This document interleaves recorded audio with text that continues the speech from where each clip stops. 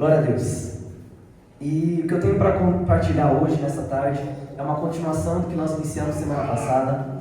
E hoje nós vamos ter muita leitura da palavra. Então, se você está com fome da palavra, amém? Fala assim: eu estou com fome da palavra. Em nome de Jesus, recebe aí. Se está com fome da palavra, ele trouxe a sua arma também para o culto, a sua espada. Nós vamos usá-la muito hoje. O tema da ministração de hoje é Feitos para a Sua Glória. E o subtítulo ali, significa a imagem do fim. A imagem do fim. Então nós iniciamos essa conversa semana passada em João 20:21, que fala o seguinte: e Jesus lhe disse outra vez, que a paz esteja com vocês, assim como o Pai me enviou, eu também os envio. E nós vimos que a expectativa de Deus é que cada cristão ele caminha e vive igualmente como Jesus viveu sobre a terra. Não só como uma experiência aqui, como um homem que andou em santidade, como um homem que andou em consagração, como um homem que andou realmente ouvindo a voz de Deus, levando cura e transformação onde ele ia. Além de todas essas coisas, a expectativa de Deus também é que nós venhamos cumprir o mesmo propósito de Cristo. E nós vimos que o propósito de Cristo em cada uma das suas ações foi em tudo buscar glorificar a Deus. João 14, do 12 ao 13, fala o seguinte: em verdade lhes digo, que aquele que crê em mim fará também as obras que eu faço, e obras ainda maiores fará. Porque eu vou para junto do Pai, e tudo o que vocês pedirem em meu nome, isso farei, a fim de que o Pai seja glorificado no Filho. Então, assim como Jesus caminhou sobre a terra, é a expectativa de Deus que eu e que você venhamos caminhar também. Tanto nas coisas que Jesus praticou, ele fala assim: além dessas que eu pratiquei, além dessas ações, a minha expectativa é que vocês vão muito longe. A minha expectativa até é que vocês vivam mais sobre a terra, para que algo mais aconteça também. A minha expectativa é que vocês façam as obras que eu fiz, e obras ainda maiores. E como sempre, com um único objetivo: que o Pai seja glorificado. Assim como o Pai foi glorificado no Filho, que é Cristo, também que o Pai, Deus, continue sendo glorificado através da minha e da sua vida. Amém? Então esse é o desejo de Deus. Pai é glorificado através do Filho e de todas as suas cópias. Nós somos cópias de Cristo. Amém? Então o Pai ele é glorificado nisso. Muitas vezes nós caímos no discurso humano de dizer assim, tem até uma música evangélica que eu gosto muito particularmente, que fala assim, eu sou humano, não consigo ser perfeito, não tem? Vem Senhor, aí você fala, eu sou humano. E aí quantas vezes eu já usei essa frase para justificar alguns erros meus, eu sou humano, não consigo ser perfeito. Só que isso muitas vezes é um discurso utilizado até de cristão que está dentro da própria igreja para dizer assim: olha, eu justifico a minha falha, a minha ausência, ou até a correção do Senhor em determinada área da minha vida que deveria sim ser corrigida. E eu respondo a essa posição dizendo assim: não, eu sou humano, não consigo ser perfeito. Não, Gabriel, olha, eu sou humano, não consigo ser tão perfeito. E às vezes eu escuto isso tantas vezes, gente, no meu trabalho, enfim, em todas as situações. Eu sei que vocês também escutam e até já falaram isso, porque eu também já falei isso quantas vezes nas minhas falhas. Só que o desejo de Deus, ele foi soprado sobre Abraão e também sobre nós. Em Gênesis 17, do 1 ao 2, Gênesis 17, do 1 ao 2 fala o seguinte: quando Abraão atingiu a idade de 99 anos, o Senhor apareceu a ele e disse: eu sou o Deus Todo-Poderoso, ande na minha presença e seja perfeito. Farei uma aliança entre mim e você, e darei a você uma descendência muito numerosa. É muito interessante quando vem a promessa do Senhor sobre a vida de Abraão, porque mostra que às vezes, a maioria das vezes, Deus não está interessado na quantidade de anos que você tem. Assim como Davi ele foi ungido rei muito novo. Mas aqui Abraão recebeu uma promessa do Senhor aos 99 anos. Então Deus não tem problema nenhum com idade, amém? Então se você se acha muito velho, sabe que Deus pode te usar. Se você acha que você é muito novo, Deus também tem algo para você. Amém. Só que ele fala o seguinte: ande na minha presença e seja perfeito. Perfeição. O desejo de Deus é cópias bem feitas de Cristo Jesus. Sabe, não tem nada pior do que uma cópia mal feita. Não sei se você já tentou fazer uma cópia de uma chave de casa mesmo. E vai lá no chaveiro, faz a cópia e volta para casa e vai tentar usar essa chave que você fez a cópia, e aí a porta não abre. Não dá uma vontade de você tacar essa chave longe? Você fala assim: meu Deus, que cópia mal feita é essa? Vou até trocar de chaveiro. Aqui, como a gente usa muito chave, né? Eu tenho tanta chave, gente, que eu nem sei mais de onde são as chaves. Ou, por exemplo, se eu vou comprar um carregador de celular, e às vezes nós compramos o carregador de celular paralelo, né, Paraguai, e aí dá 2 semanas, às vezes até escrito assim, ó, de iPhone, né, ou da marca lá que é a marca de verdade, mas não é, comprei ali no meio do trem. É uma cópia, mas é uma cópia que vai gerar frustração. É uma cópia errada, é uma cópia que daqui a 2 semanas esse cabo aí, esse carregador de celular talvez nem funcione mais. Fone de ouvido, então, quando você compra um fone de ouvido Paraguai paralelo, até a música parece que dá chateada assim, né? Porque não é o original, não é como deveria ser. Ou até quando você compra uma camisa que era para ser de marca, né? Era para ser uma marca assim, que você deseja, tá? Não tenho nada contra, eu detesto marca assim, não tenho nenhuma particularidade com isso. Mas quando você compra, né? Escrito Nike, escrito assim, né? A primeira lavagem assim, já sai, fica só o NI. Aí a segunda já muda tudo, né? Por quê? Porque é uma cópia mal feita. Isso gera tanta frustração em nós, em cima de objetos que são tão fúteis. Que dirá Deus, quando Ele olha para nós, e Ele, com a expectativa de que nós sejamos a cópia perfeita de quem Cristo era, a cópia original, o perfeito, que andou com Cristo, que andou com Deus, ouviu a Deus, andou manifestando o reino de Deus sobre a terra. E aí quando Ele olha a nossa vida em particular, Ele vê uma cópia mal feita. Ele vê uma cópia barata. Ele vê uma cópia com várias imperfeições.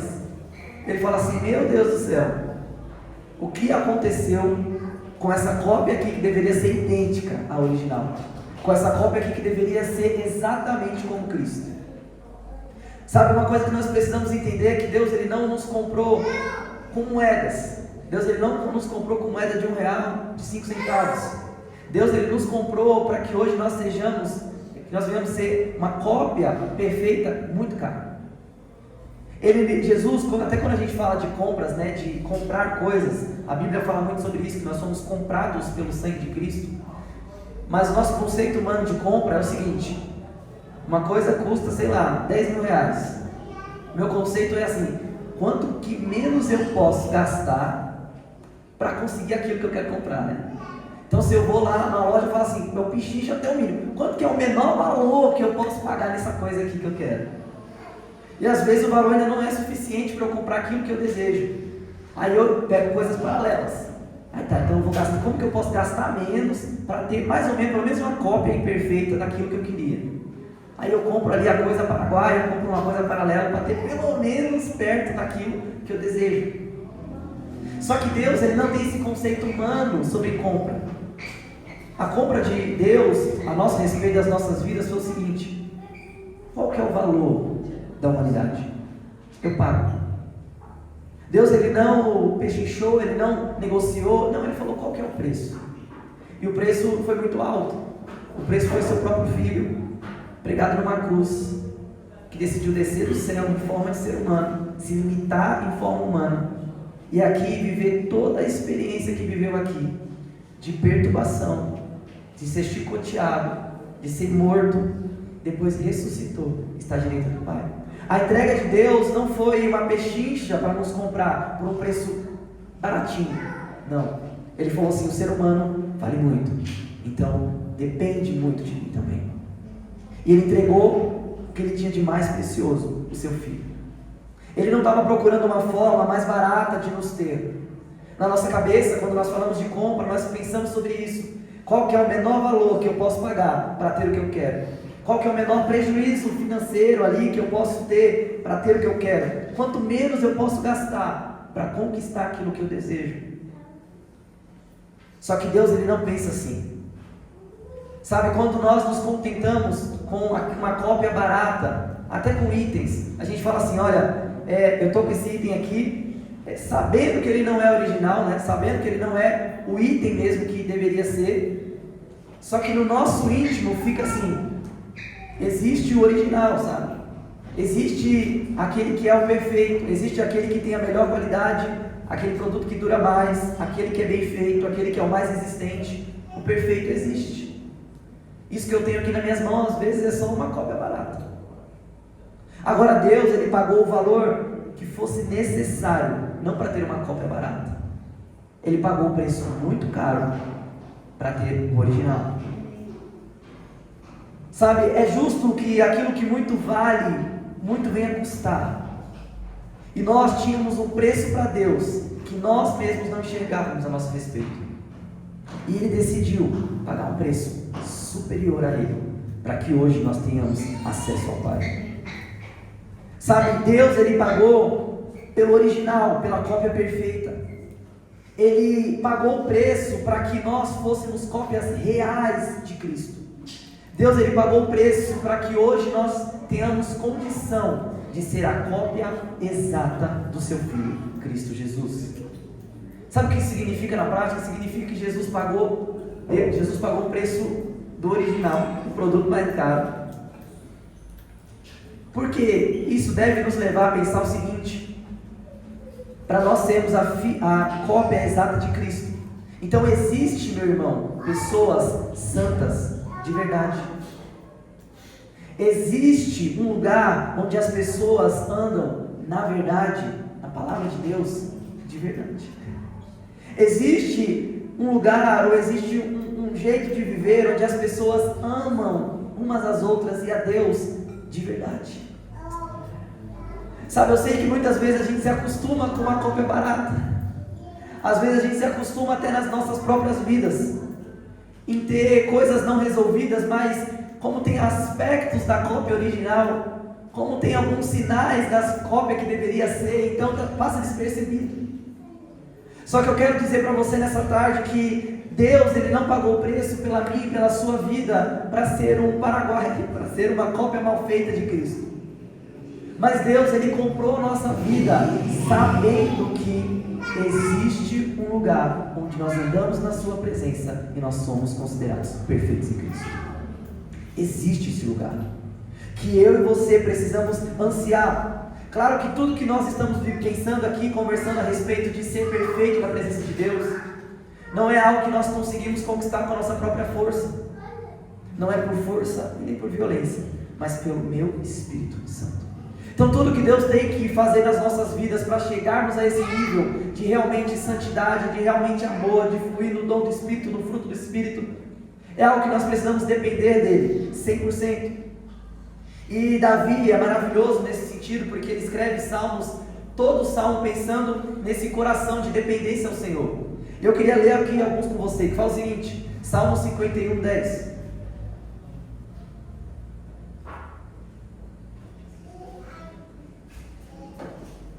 Fala assim: cria em mim, ó Deus, um coração puro e renova dentro de mim um espírito inabalável. Um coração puro, meu irmão, não é uma pureza que vem de fora para dentro, mas um coração puro, uma alma purificada, de pensamentos puros diante do Senhor, é algo que Ele cria em nós de dentro para fora. E Davi entendeu isso, ele falou assim: Jesus, eu compreendo que os meus pensamentos, Deus, eu compreendo que os meus pensamentos não às vezes conversam com o que você quer que sejam. Eu compreendo que as minhas atitudes não são como você gostaria.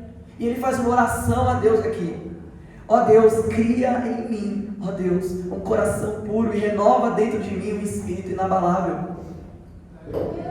Salmos 19, 14 fala o seguinte: que as palavras dos meus lábios e o meditar do meu coração sejam agradáveis na tua presença, Senhor, rocha minha e redentor meu. Que as palavras dos meus lábios, aquilo que é externo, mas não só o que é externo, o meditar do meu coração, sejam agradáveis a ti. Existe um lugar, meu irmão, que nós somos cópias reais de Cristo. Não é só o externo, não é só o que as pessoas podem ver, mas é aquilo que Deus vê, e Deus vê inteiro. Deus vê e Ele sabe aquele que é original. Deus sabe aquilo que é a cópia perfeita do seu Filho. Deus deseja pessoas originais, cópias idênticas a Cristo, não cópias baratas ou mal feitas. Sabe, tem até algumas cópias que nós olhamos aí e até surpreendemos, até com o produto mesmo. Mas quero falar de gente, fala assim: nossa, mas essa pessoa aqui parecia tanto amar Senhor, o que aconteceu? E nós temos vivido numa época como igreja de tantos escândalos no meio de igrejas. E isso gera um temor no meu coração de perguntar para Deus. A gente conversa, minha esposa conversa e fala assim: meu Deus do céu, gera um temor. Senhor, será que eu sou de verdade? Será que eu estou vivendo realmente na transparência do que deveria? Sabe, gera um temor no nosso coração de se perguntar a Deus: Senhor, será que eu realmente sou uma cópia original como Cristo era? E às vezes nós nos surpreendemos com algumas pessoas que nós olhávamos para elas e falávamos assim: nossa, ela parecia tanto ser uma cópia exata de Cristo. Mas essa pessoa não tinha uma vida de secreto, ela não tinha uma vida de devoção ao Senhor, não tinha uma vida de leitura bíblica, não tinha uma vida de transparência, não tinha uma vida de oração, não tinha uma vida de jejum. Então não era uma cópia original. Você consegue entender? Nós fomos chamados para viver como uma cópia exata de Cristo, porque é dessa forma que glorificamos ao Pai. Deus não te comprou por moedas, procurando algo paralelo, mas Deus te comprou porque Ele tinha de mais valioso, e o mais valioso que Ele tinha era o sangue de Cristo pregado numa cruz. Então é justo que Ele queira algo perfeito, é justo que o padrão de Deus seja muito elevado, porque o preço que Ele pagou por esse produto, vocês vão entender, chamado humanidade, chamado seus filhos, foi um preço alto demais. O preço que Ele pagou pela minha e pela sua vida foi um preço alto demais. Não é porque Ele deseja meramente ações por ações, mas Ele deseja a nossa servir, a nossa glória a Ele por completo. Sabe, aí você pode perguntar: Gabriel, o que isso tem a ver com feitos para a glória de Deus? Sabe, Deus Ele não deseja que o fruto das nossas ações sejam apenas ações corretas, ou politicamente corretas, do que um cristão deveria fazer. Mas Deus Ele deseja que todas as nossas ações o glorifiquem por algum motivo. As nossas ações, a ponto que nós glorificamos a Deus, que nós damos valor ao Senhor através das nossas ações, as nossas palavras, as nossas atitudes práticas, elas estão adorando a Deus ou não? Ou as nossas vidas, elas estão glorificando e adorando a Deus, ou elas estão glorificando e adorando ao diabo, ao inimigo? E por isso que o subtítulo dessa mensagem é a imagem do fim, porque isso muda tudo. Se você está com a sua Bíblia aí, por favor, nós vamos ter uma grande leitura agora de Apocalipse, que é a nossa imagem do fim da nossa história. Quero que você vá lá para os últimos capítulos da sua Bíblia aí, Apocalipse, a partir do capítulo 20. Vamos lá, a gente vai ler até o 21 e um pouquinho do 22. Apocalipse 20, a partir do versículo 7, que é quando acontece realmente, a derrota ali de Satanás. Então vamos lá. Se você não trouxe a sua Bíblia, pode acompanhar aqui. Quando, porém, se completarem os 1000 anos, aqui nós estamos falando do fim dos tempos, amém? Então, do fim de todas as coisas, do fim da nossa história, esse é o fim. Quando, porém, se completarem os 1000 anos, Satanás será solto da sua prisão e sairá para enganar as nações, que estão no 4 cantos da terra, Gog e Magog, a fim de reuni-las para a batalha. O número dessas é como a areia do mar. Marcharam, então, pela superfície da terra, cercaram o acampamento dos santos e a cidade amada. Porém, desceu fogo do céu e os consumiu. Olha que batalha rápida, né? Meu irmão, não existe guerra de Deus contra o diabo. Existe só o juízo de Deus.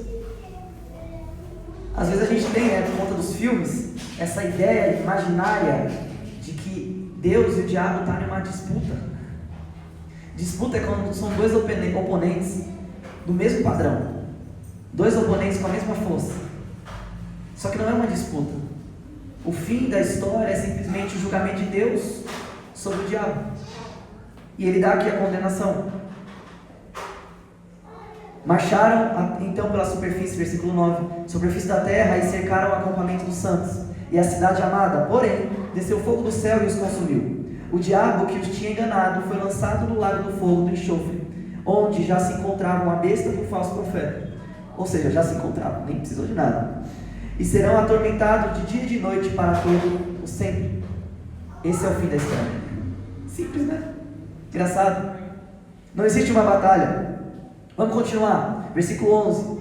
Vi um grande trono branco e aquele que está sentado nele. A terra e o céu fugiram da presença dele, e não se achou lugar para eles. Vi também os mortos, os grandes e os pequenos, que estavam em pé diante do trono. Então foram abertos os livros, ainda outro livro, o livro da vida, foi aberto. E os mortos foram julgados, segundo as suas obras. Grava isso.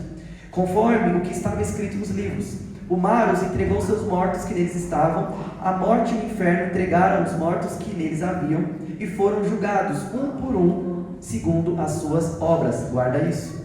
Então, a morte e o inferno foram lançados no lago de fogo. Esta é a segunda morte, o lago de fogo. E se alguém não foi achado inscrito o seu nome no livro da vida, esse foi lançado no lago de fogo.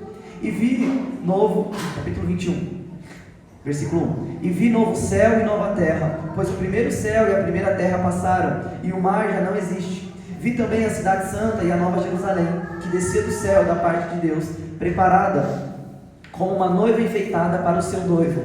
Olha a igreja. Então ouvi uma voz forte que vinha do trono e dizia: Eis o tabernáculo de Deus com os seres humanos. Deus habitará com eles. Eles serão o povo de Deus, e o Deus mesmo estará com eles, e será o Deus deles. Aleluia. E lhes enxugará dos olhos toda lágrima, e já não existirá mais morte, já não haverá mais luto, nem pranto, nem dor, porque as primeiras coisas já passaram. Quem está esperando por isso? Eu estou esperando. Essas coisas já passaram. E aquele que estava sentado no trono disse: Eis que faço novas todas as coisas. E acrescentou: Escreva, porque essas palavras são fiéis e verdadeiras. Deus me disse ainda: Tudo está feito. Eu sou o Alfa e o Ômega, o princípio e o fim. E eu, a quem tem sede, darei da graça da fonte da vida. O vencedor herdará todas as coisas, e serei o Deus dele, e ele será o meu filho. Quanto, porém, aos covardes, aos incrédulos, aos abomináveis, aos assassinos, aos imorais, aos feiticeiros, aos idólatras, a todo o povo, os mentirosos, a parte deles cabe, será no lago que está queimando com fogo e enxofre, a saber, a segunda morte. Ou seja, o inferno é destinado para essas pessoas que andam nessas práticas. Então veio um dos 7 anjos que tinha as 7 taças cheias dos últimos 7 flagelos e falou comigo dizendo: Venha, vou mostrar a noiva, a esposa do Cordeiro. E ele me levou no espírito a uma grande e elevada montanha e me mostrou a cidade santa, Jerusalém, que descia do céu da parte de Deus, a qual tem a glória de Deus. Olha só que lindo. O seu brilho era semelhante a uma pedra preciosíssima, com pedra de jaspe cristalina. Tinha uma muralha grande e alta, com 12 portões, e junto aos portões 12 anjos. Sobre os portões estavam escritos nomes, a saber, os nomes dos 12 tribos dos filhos de Israel. 3 portões se achavam ao leste, 3 ao norte, 3 ao sul e 3 ao oeste. A muralha da cidade tinha 12 fundamentos, e sobre estes estavam os 12 nomes dos apóstolos do Cordeiro, os 12 apóstolos, os discípulos de Jesus. Aquele que falava comigo tinha por medida uma vara de ouro para medir a cidade, e os seus portões e a sua muralha. A cidade tinha uma forma de um quadro, de um comprimento e de largura iguais. E o mediu a cidade com uma vara, e tinha 12.000 estádios. Ontem nós estávamos em um sonho, imagina. 12.000 estádios. O seu comprimento de largura e altura são iguais. Mediu também a sua muralha e tinha 144 côvados, pela medida humana que o anjo usava. A muralha era feita de jaspe e a cidade era de ouro puro, semelhante ao vidro limpo. Os alicerces da muralha da cidade estão enfeitados de todo tipo de pedras preciosas. O primeiro alicerce é jaspe, o segundo é safira, o terceiro é calcedônia, o quarto esmeralda, o quinto sardônio, o sexto sarde, o sétimo cristolito, o oitavo berilo, o nono topázio, o 10º crisópraso, o 11º jacinto, o 12º ametisa. Os 12 portões são 12 pérolas, e cada um desses portões é feito de uma só pérola. A praça da cidade era de ouro puro, como um vidro transparente. Não vi nenhum santuário na cidade, porque seu santuário era o Senhor, o Deus Todo-Poderoso e o Cordeiro. A cidade não precisa de sol nem de lua para lhe dar claridade, pois a glória de Deus a ilumina, e o Cordeiro é a sua lâmpada. As nações andarão mediante a sua luz, e os reis da terra lhes trazem a sua glória. Os seus portões jamais se fecharão de dia, pois nela não haverá noite, e lhe trarão a glória e honra das nações. Nela não entrará nada que seja impuro, nem o que pratica abominação e mentiras, mas somente os inscritos nos livros da vida do Cordeiro. Então, capítulo 22, o anjo me mostrou o rio da água da vida, brilhante como um cristal, que sai do trono de Deus e do Cordeiro. No meio da praça da cidade e de um outro lado do rio, está a árvore da vida, que produz 12 frutos, dando o seu fruto mês a mês, e as folhas da árvore são para a cura dos povos. Nunca mais haverá qualquer maldição. Nela estará o trono de Deus e do Cordeiro, e os seus servos o adorarão. Contemplarão a sua face, e na sua testa terão seu nome gravado. Então já não haverá noite, e não precisarão de luz nem lamparina, nem da luz do sol, porque o Senhor Deus brilhará sobre eles, e reinarão para todo o sempre. Aleluia! Esse é o fim de toda a humanidade. Toda a humanidade, cristão e não cristão, aqueles que morreram em Cristo, aqueles que não morreram em Cristo. Esse é o final da história de todos nós. E por que é importante nós termos a imagem do fim das coisas? Meu irmão, eu não sei se nós viveremos sobre essa terra para ver o retorno de Cristo. Eu quero isso, eu anseio pelo retorno de Cristo. Mas talvez a minha trajetória nessa terra e a sua trajetória nessa terra seja apenas um curto minuto nessa história de Deus. Pensa no que Deus está construindo como um filme, certo? Um filme, pensa lá, nós assistimos ali Avatar. Avatar tem 3 horas de filme. Quase dormi, quase brincadeira. 3 horas de filme. Imagina que a história que Deus está construindo com a humanidade, imagina como se ela fosse uma história de 3 horas. A gente não sabe quando vai acabar. A minha e a sua história, ela pode estar próxima dos 3 últimos minutos ali, do fim. Mas talvez Deus ainda se prolongue para retornar. Então significa que a minha vida e a sua vida, ela foi apenas um trechinho na história de Deus. Você consegue compreender isso? A história, como nós vemos ela e como nós entendemos o fim das coisas, molda como eu vivo hoje. Quando eu consigo compreender que a minha vida ela é apenas um trecho da história de Deus a respeito da humanidade, muda tudo. Eu não estou aqui nessa terra simplesmente para conquistas terrenas, para ser um homem bem sucedido nessa terra. Eu não estou aqui nessa terra para ter grandes bens. Eu não estou aqui nessa terra para sair por cima das pessoas. Eu não estou aqui nessa terra para ser um grande líder. Eu não estou aqui nessa terra para ser um grande diretor de uma empresa, para ganhar altos salários. Eu não estou aqui para isso. O fim dessa história, a única coisa que vai se apresentar diante de Deus é: em qual lado da história a sua vida participou? Qual lado do seu trecho pensa que você foi um personagem nessa história de Deus que atuou? As suas ações, elas participaram das ações que glorificaram a Deus e junto com os santos serão encontrados nessa cidade santa, a Nova Jerusalém? Ou será que as suas ações durante a sua vida, lembra que nós lemos, serão julgadas de acordo com suas ações? Ou será que as suas ações, a sua participação nessa história que Deus está construindo com a humanidade foi toda dedicada a adorar e a honrar ao inimigo, ao diabo? E foram julgados um por um segundo as suas obras. Nós seremos julgados não de acordo da vida do vizinho. Às vezes a gente fala assim: não, eu pequei, eu fui grosso, porque você não sabe quem está morando do meu lado. Nós não seremos julgados de acordo com a cultura da nossa família. Às vezes nós pegamos o que nós aprendemos dos nossos pais, tios, avós. Falamos assim: ah não, eu sou grosso porque você não viu minha mãe. Você não viu meus pais, você não viu como era dentro de casa. Mas nós não seremos julgados por causa da nossa cultura familiar. Nós não seremos julgados por conta do país que nós nascemos.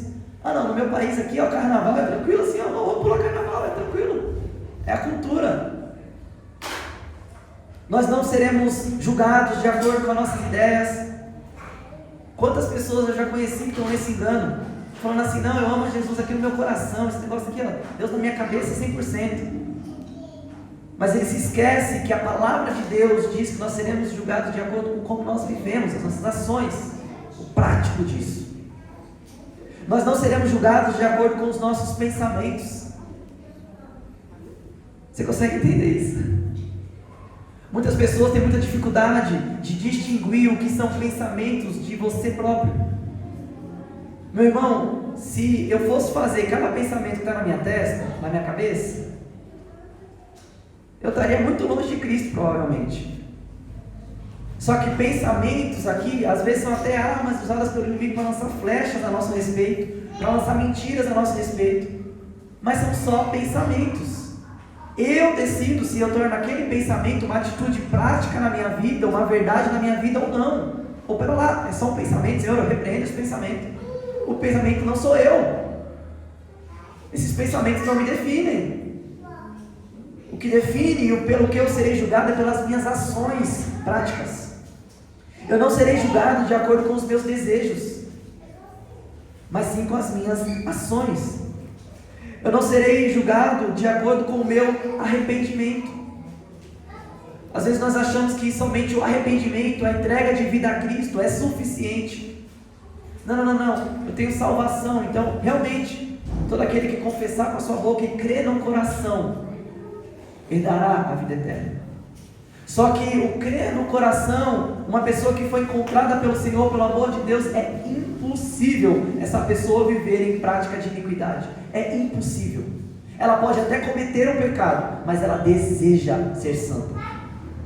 Sabe, tem uma historinha que fala muito a respeito disso, que nós como cristãos, nós devemos ser encontrados como uma ovelha, que às vezes ela suja o pé na lama, mas ela não é suja. Se eu lavo ela está branca de novo. Agora, quando eu não temo ao Senhor, o meu desejo íntimo não é ser santo, é mais parecido com um porco. Se eu estou na lama, eu estou no meu habitat. Só que nós somos as ovelhas de Cristo. Nós não seremos julgados pela nossa medida de arrependimento, mas pelas nossas práticas de mudança. Cada um serão julgados de acordo com as suas práticas. Nós não seremos julgados pelas motivações, seremos pelas motivações do coração, sim, perdão, mas nós seremos julgados pelas nossas próprias obras. E o que eu quero deixar claro aqui hoje é que o céu e o inferno, ele só vai separar no fim da história o que hoje nós compartilhamos o mesmo espaço. Sabe, aqueles que vivem para a glória de Deus e aqueles que não vivem para a glória de Deus, hoje nós compartilhamos o mesmo espaço. E quando nós chegamos no fim da história, você viu aqui comigo, vai ter simplesmente o julgamento das nações. Não é uma batalha, é o julgamento das nações. Quem viveu em prática de iniquidade, quem viveu com todas as suas ações, glorificando ao inimigo, glorificando ao diabo, dando adoração a ele, simplesmente será separado como fruto das suas próprias decisões e falado: olha, a sua decisão durante a sua vida foi essa, então continue a adorar e a glorificar ao diabo, seja separado. E aqueles que decidiram ser, com as suas ações durante a sua vida, separados para a glória de Deus, também serão separados. Sabe, o Apocalipse é simplesmente essa divisão, essa separação no julgamento final. Não existe uma luta de Deus contra Satanás, é apenas uma divisão de quem já escolheu glorificar a Deus em vida com as suas ações, e quem decidiu também glorificar com as suas ações o diabo em vida. O inferno, meu irmão, ele não foi feito para seres humanos. Em Mateus 25, 41, Mateus 25, 41, fala o seguinte: então o rei dirá também aos que tiverem à sua esquerda: afastem-se de mim, malditos, para o fogo eterno. Nós acabamos de ler o julgamento final. Mas ele fala o seguinte: esse fogo eterno preparado para o diabo e os seus anjos, os seus demônios. O inferno, ele foi preparado como um lugar de julgamento final para o diabo e seus demônios. Ele não foi um lugar pensado por Deus para a humanidade, para nenhuma pessoa. Sabe, o inferno, ele não foi feito para seres humanos. Só que as pessoas, elas desejam voluntariamente, com as suas ações, caminharem para este lugar de julgamento eterno, junto com o diabo. O ser humano voluntariamente escolheu estar junto com o diabo e seus demônios. Sabe, as pessoas não serão surpreendidas por estar no inferno. Elas simplesmente receberão o destino final, de onde elas plantaram a vida inteira. Ninguém acordará no inferno dizendo assim: meu Deus, que surpresa! Meu Deus, acordei aqui, nem sabia que vinha para cá. Não. Aqueles que já caminham com uma vida de santidade, aqueles que já caminham com as suas ações, glorificando a Deus em tudo, eles simplesmente estarão com o Pai deles na eternidade. Pois todas as ações das pessoas ou glorificam a Deus ou a Satanás, para a honra de Satanás ou a adoração dele. Mas o desejo de Deus é que todos sejam para a sua glória. Por isso Ele enviou o seu Filho, por isso que Ele pagou o alto preço para isso. Para que todos tenham um lugar na eternidade com Ele. 1 Timóteo 2,4 fala o seguinte. Aqui, Jesus é questionado, perguntando por conta da demora, Deus é questionado, por conta da demora, por que Deus demora a voltar? Ele fala que Deus ele não demora a cumprir a sua promessa, mas Ele faz essa prolongação de dias por uma razão. Ele deseja que todos sejam salvos e cheguem ao pleno conhecimento da verdade. Sabe, Deus, meu irmão, até na sua demora, quando nós pensamos isso, a retornar, é só uma expressão de amor, dizendo assim: eu não quero que ninguém vá para o inferno. Este lugar não foi feito para vocês. Vocês foram feitos para serem cópias idênticas de Cristo. Vocês foram feitos para glorificar a mim com a sua vida e nós passarmos juntos a eternidade. Sabe, esse é o desejo de Deus. E Deus ele tem feito isso durante toda a história com grandes homens e mulheres. Deus ele tem separado sobre toda a terra um povo eleito para Ele no fim. E nós queremos, eu creio, ser encontrados neste lugar, amém? Não é um lugar que Deus quer que o ser humano vá ao inferno, mas é uma escolha humana, já glorificar a Deus ou ao diabo com as suas ações. Ter a visão final do encerramento da história humana nos coloca no nosso devido lugar. Nós não estamos vivendo e construindo a nossa história à parte como se esse fim não existisse. Nós somos apenas um personagem, um participante nesse filme chamado Humanidade, o que Deus está construindo na história humana. E nessa história que já teve o começo e já tem o seu fim escrito, nós estamos apenas no meio, com uma pequena participação. A sua história não é uma história humana avulsa do que Deus já está fazendo. Mesmo aqueles homens, meu irmão, meus irmãos, a gente pega tantas catástrofes que aconteceram na humanidade, tantas batalhas, tantas guerras, tantas coisas, de homens que foram ao nível máximo de adoração ao diabo. Só que também existe durante toda a história aqueles homens que também foram ao nível máximo que eles conseguiram para adoração a Deus. E é nessa linha que nós devemos estar. Como eu gasto os meus dias? Para quem as minhas ações estão dando glória? As situações da nossa vida, do nosso cotidiano, só estão separando aqueles que estão indo para o final da história, ou com Cristo, ou para o fogo do inferno, ao lado de Deus ou ao lado do diabo. Por isso que eu digo, nós fomos feitos, eu digo não, a Bíblia diz, nós fomos feitos com um único objetivo, para glorificar a Deus. Se nós não estamos glorificando a Deus, meu irmão, tem algo errado. Tem algo errado. Às vezes a gente identifica as vidas que não glorificam a Deus e nós chamamos elas de desviados, ou de pessoas que estão lá fora no mundo. Isso sim Porque às vezes a cópia do original é tão longe que você fala assim, meu Deus, isso aqui nunca que é o original. Então isso é as pessoas que estão no mundo. Mas às vezes as cópias, elas até parecem que é o original, mas elas ainda não são como deveriam. E isso é nós aqui dentro da igreja. Às vezes nós parecemos até uma cópia do original, externamente, mas Deus deseja por inteiro. Deus deseja aquilo que Ele realmente pagou. E Deus pagou por um povo santo. Deus pagou por um povo que ama de verdade. Deus pagou por um povo apaixonado pela sua palavra. Deus pagou por um povo que realmente se consagra, um povo que vive em santidade. Meu irmão, tudo isso nós dependemos do Senhor, em tudo. Não estou dizendo que você consegue isso por conta própria, porque nós não conseguimos. Por isso que nós temos o Espírito Santo de Deus. Só que nós fomos feitos para este lugar, de glorificar a Deus em tudo. Amém? Eu queria te convidar a ficar em pé.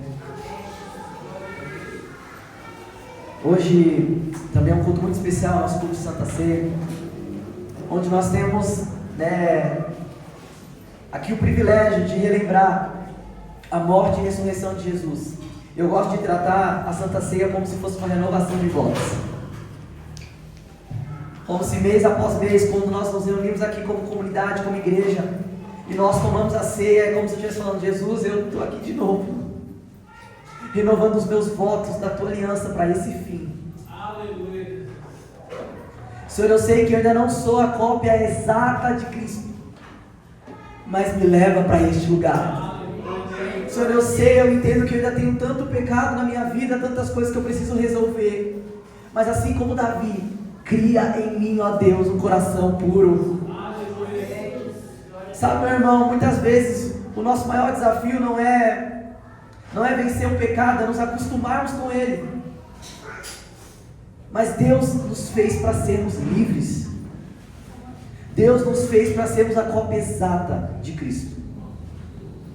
Então eu queria que hoje, nessa tarde, você participasse da ceia com esse entendimento de que hoje você está renovando os seus votos com o Senhor, dizendo assim: Senhor, até hoje eu cheguei neste nível de uma cópia de Cristo, Senhor, mas até o fim da minha história eu me comprometo, Senhor, eu quero caminhar contigo, Senhor, eu quero ser uma cópia exata de Cristo. Senhor, me ajuda. Quero que você venha aqui na frente, pegue os elementos para nós participarmos juntos deste momento.